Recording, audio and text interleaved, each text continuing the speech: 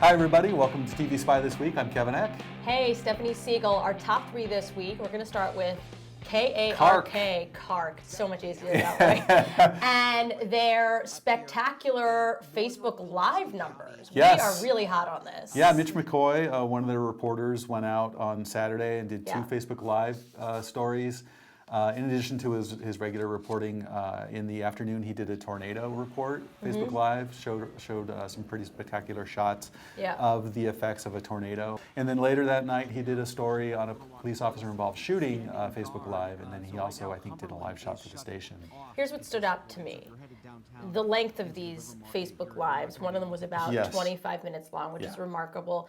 And secondly, the numbers and the interaction from the viewers. So on one he got 20, as of this recording, he has 21,000 views for the Facebook Live, which are pretty good numbers. I mean, here at Adweek, a video that gets 20,000 views. Huge. I think we consider that a success. Yeah. Wouldn't you, John? Yeah. That's John back there. That's right. So we had a lot of questions about this, which is why we decided to do an interview with him. So we're going to talk to Mitch.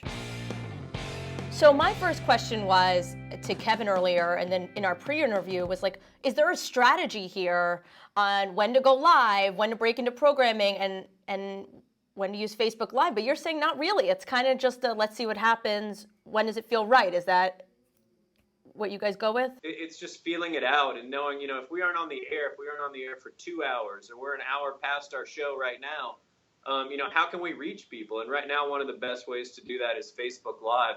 You see Facebook push those through onto people's news feeds, and that's what Mitch did the other day to reach so many people is you had these key moments. We aren't on the air, so he goes and finds the audience, and that's where they were. Where do you guys stand in the ratings? Yeah, so we would be second in most shows, I think third in one, so kind of the middle of the market. So social is really important for us, in reaching more people and building that TV audience. As reporters, we know what it's like to be in a breaking news situation. The adrenaline kicks in, you're out on the scene, the assignment desk sends you, and then you have to make a decision pretty quickly. Go live, shoot some B-roll, or in your case, just do a Facebook Live shot. How did you make that decision, and who did you call to get approval? Well, I called our assignment desk, and I called the EP because I knew that this damage was bad. There were injuries from that. We got that confirmed through the sheriff's office. And after these storms came through, our meteorologist kept talking about power outages. So I thought, okay, this is a perfect opportunity to reach people who may not have power at that exact moment. And so being able to, have our backpack here, I told the assignment desk, I said, hey, I think this would be a good opportunity to just do a Facebook Live. Keep us rolling on both stations, KARK and Fox 16, and then be able to just have everything be raw. And we recorded everything raw, and then we were able to chop some stuff back up here at the station for the next day. But that was an opportunity to allow people to see things raw. And I kind of picked that up on Facebook. People love just seeing the raw moments, the unedited version of things, the first-hand accounts of what people were talking about and what people are seeing, and that was just the decision that we made out in the field. And I think it to this day it was a really good decision because so many people were talking. You mentioned backpack, so for somebody like me, I'm wondering, are you carrying a lot of equipment around? Because I saw you do a Facebook Live with a phone, then we saw it where it looked like you had your photographer feeding into Facebook Live. So how are you guys doing this technically? We, in most cases, we're doing it just on our phones. We did it on our backpack just because my phone was almost not charged until Austin. But we did it. We usually do them on our phones, and that is almost perfect because you can see the comments coming through, and people are asking you questions, and people are also even giving you tips about different stories and different things from that scene. What would you say to people about how much time it takes to do this and whether it adds to or subtracts from your reporting? Yeah, I mean, a lot of times it's, and Mitch can speak to this, it's you're waiting at a scene. It's 30 minutes until you go live. The police aren't saying anything, and you're sitting there just waiting for that information. And so that's the opportunity to jump on Facebook Live and reach people. And as Mitch says, interact with the audience, and maybe you drive them to TV. But a lot of times that's when you're doing that. Right. And I would say that during our tornado coverage up in Pulaski County, we did multiple things at the exact same time. We were grabbing our interviews and we were on Facebook Live. And I still, first and last name, please, can you spell that? And that was on Facebook Live. I mean, that's raw moments. People like that, I think, on Facebook. So, I mean, if you do it right, it doesn't have to be that much extra work. I mean, it really can be. I see it as a time saver in some ways, because we were just talking about this. He's doing the Facebook Live, he's rolling in the field on everything, they're capturing it back at the station, so all of a sudden the producers are turning things for the morning show. Like, my brain is like exploding with like opportunities for content. Cynic. Okay, I have one more question. Yeah. All right, I have one more question for Mitch, and actually for Austin too. So Mitch, okay, so what job are you in right now? Job number two. The next job. Okay, so going live for 25 minutes is not easy. And typically, right, before the, not invention, that's not the right word, the implementation of Facebook Live into local news, live shots were what, 30 seconds in and out, a minute and 30 live shot? Like, how do you have the endurance to do 25 minutes? And Austin, are you having to train your reporters to do stuff like that? Yeah, go ahead. Well, I think that what was different about, especially our tornado coverage, was the area was so large. And I was as on Facebook, I was mentioning, hey, this is all raw. I may not have anything to say at one point because we're walking, but being able to just describe what was happening, and we were getting new information, and I was looking at my phone and I was interviewing people. It was just describing what we were saying, and especially as that conversation gets started, that's when the root of that video is actually growing, because people are telling you different things about that area. People are pointing out different things. You have like reporters inside that Facebook video that's really tipping you off to certain things, and then all of a sudden we had somebody in our Facebook video during the tornado coverage say that was my father was in that mobile home. Well, hold on, let's start reaching out to that person. Yeah, all of a sudden you have a tip or something. Yeah, exactly. Yeah, and in terms of training, I mean, I wouldn't say you're training people to go longer. You're certainly encouraging it, though, because as Mitch mentioned, you build a bigger audience, and we found too, these longer videos, Facebook seems to read them a little better and push them into people's news feeds. The longer they are, the bigger reach that they have. So, I love what you did, Mitch. Kudos to you for just being so incredibly comfortable on air. I think that as this industry evolves, there's more realness in reporting, and I loved that about what you did with that piece, quote, if you will. And Austin, thanks guys, I think just for being here and hopefully inspiring some other reporters or stations to kind of get out there on social and do the same thing. The second of our top stories here on TVSpy this week, Yep. Bob Maxon, who's the meteorologist for the NBC-owned station in Hartford, came back. Well, he was on a phoner this week with the morning crew, and he told them that, I guess last week, he probably had a heart attack while he was on the air. By the way, I went to urgent care and got the right care. And next, it's weird. You tell someone, I think I have the flu, and they hand you 5 baby aspirin, and you say, what does he know that I don't know? And it was pretty shocking. I've never had an ambulance ride in my life, but I got my first ambulance ride last Tuesday. we were talking off air before this, and if you're watching, Bob, can we weigh in here? So Kevin assumes that, like, if this were to be a heart attack, like if you would have felt it, Then it would take a major heart attack to pull an anchor off the air. He thinks that you would have just kept on going. And my response I'm not dead yet. Kind of like the Monty Python Mine thing. is like, no, you would have like tossed a commercial or like, made up some excuse to get the hell off air. But no, you don't think so.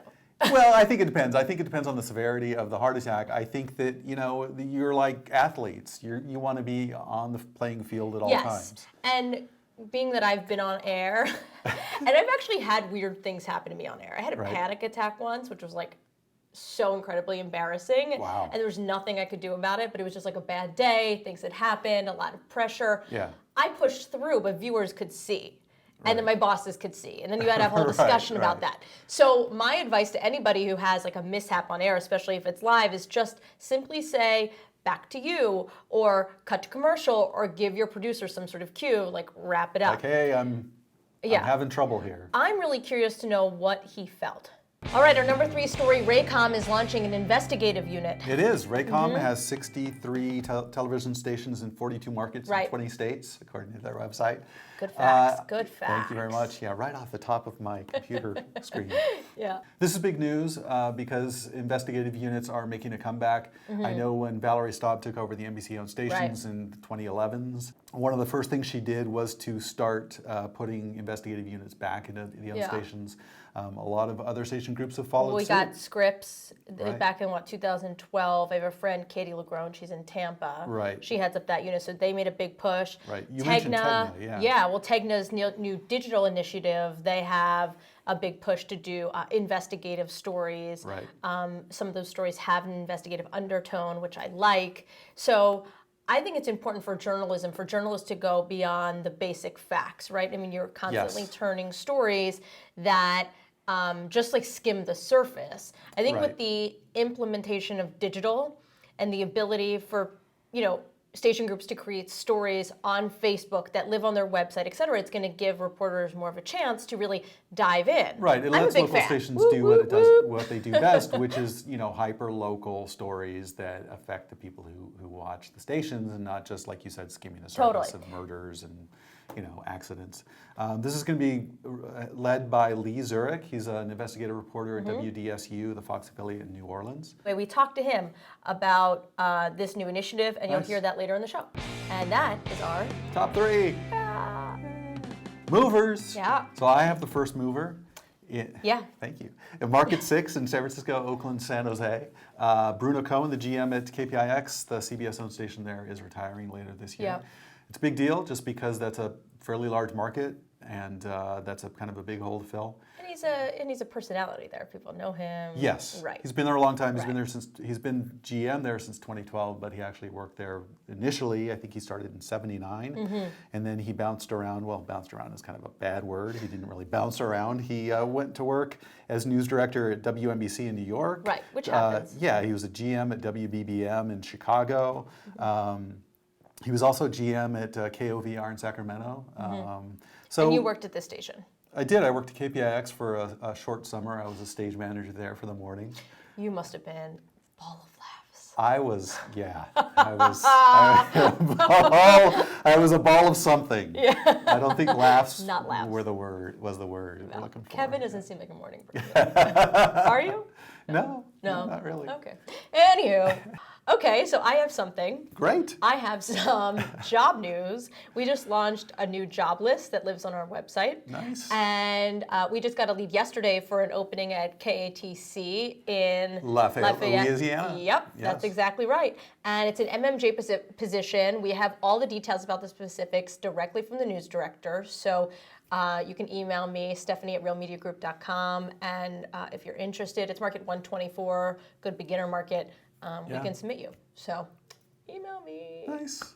That's it for movers, though, right? That's it, yes. That's it. Back to the top 3. We talked about Raycom. Yes. I teased this a little bit. Yes. But Lee Zurich. Yes. At WDSU. I hope I'm pronouncing his name right. Yeah, it's a tough one. We get to that in the interview. But we're talking to him about Raycom's new investigative unit, so check it out. So Lee, thank you for being with us. Pronounce your last name for me. Have you ever been to Switzerland? I have been. Okay. Not Have you just been to joking. Zurich? I haven't been. You haven't been to Zurich? No. Okay.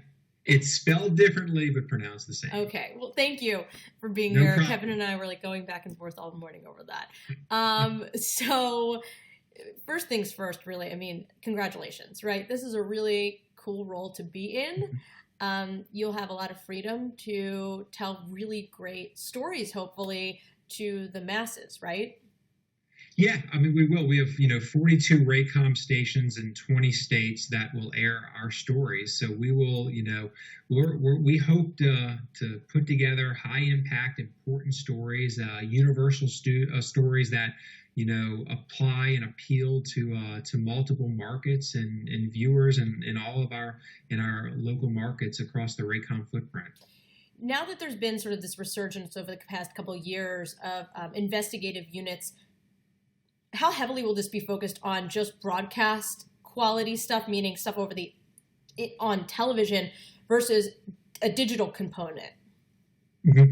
Each investigation, each story will have a digital component. We've even had that, locally here at WVUE where I work and will still work.